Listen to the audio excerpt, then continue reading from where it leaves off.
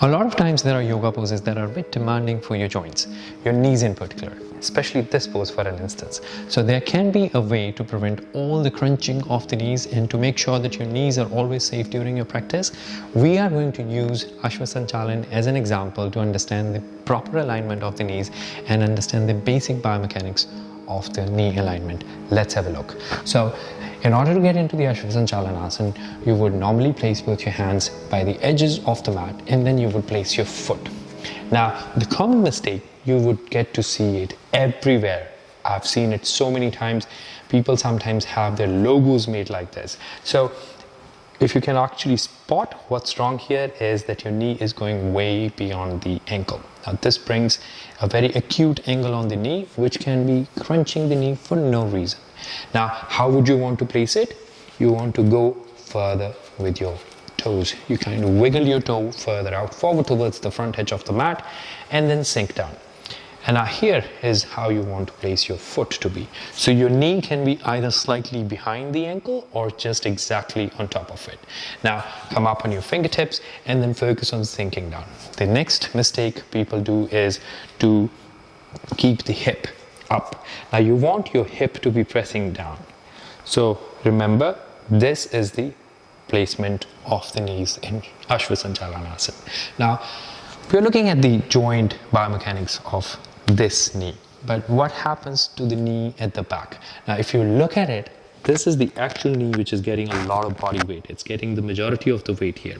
Now two things you can do about it. One, have a good quality mat which gives you a bit more cushioning than a normal mat would do. So anything which is over than 5 mm should work, but still sometimes we are bony, some joints are more bony. So in order to prevent that discomfort where your bones are poking into the hard surface of the floor or the mat, you always want to use something like this. It's very easy. You can tuck it under the knee, gives you a good grip, makes the pose way more comfortable. So now I'm not getting any kind of discomfort from that knee, so which keeps my body focused on the areas where I actually want to focus on. So this is where it brings the stretch right under the left thigh. And I would be focusing on the breath. I want to keep myself up. Now you want to lift your chin up. Now just imagine the chin going away from the navel. So keep your eyes relaxed, your forehead relaxed, and continue to breathe in and out. So keep your eyes relaxed, keep your forehead relaxed, and continue to breathe in and out. Now from here, you might even want to shift your body weight from one side to the other.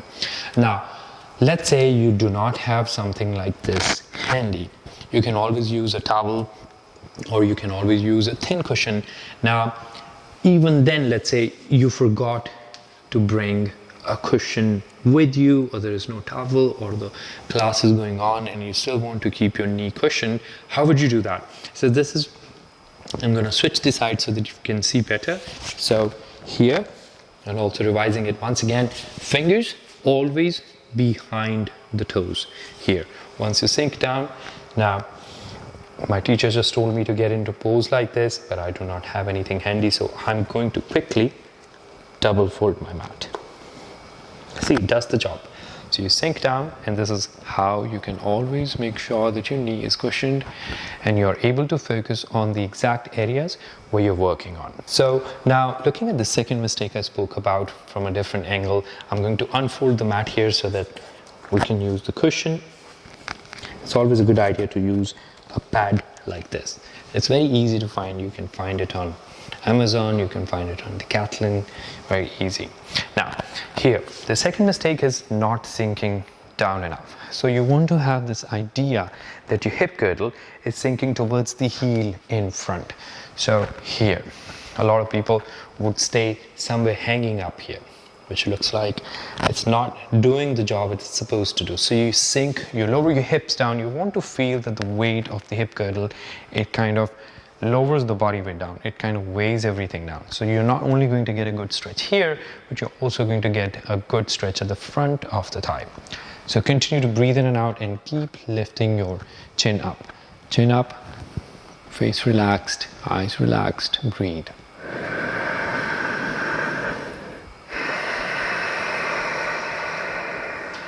And with every release of the breath, you can further progress your pose and dig deeper a little bit into the pose just by breathing in and out. Always a good idea to sway your body weight from one side to the other. Then take a long deep breath in. From there, you bring yourself back into the Vajrasana, the pose we actually started with. So how do you keep your knees comfortable in a pose like this? As you can see, there's entire body weight that's going down onto the knees, and the knees are highly crunched. And also not just the knees, but also the ankles, the front of the feet.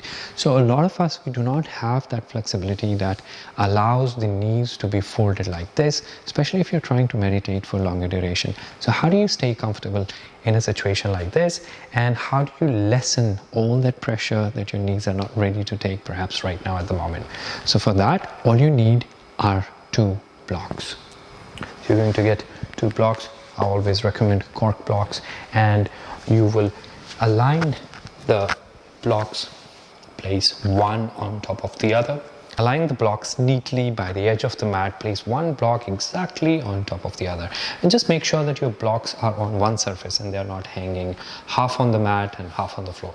So once your blocks are neatly placed, you want to place your sit bones on top. Once you are there, just bring your feet as close as they can come towards the blocks and slide your knees in close to each other.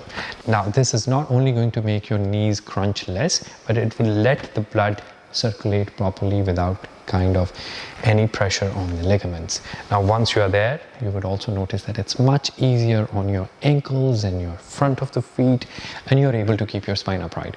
Do practice this and do let me know how did you find using 2 blocks, one on top of the other, and how it has impacted your practice. And I hope these tips will help you and keep your knees safer. And always remember, not everyone's poses would look alike. Let's say a person you're following on the book might look different when he or she is doing a Paschimottanasana or a Vajrasana, and your pose can look totally different. It's perfectly fine to assist yourself in one way or the other and keep yourself safe during the practice. This is me, Zubin Atre. I hope to see you in the next video.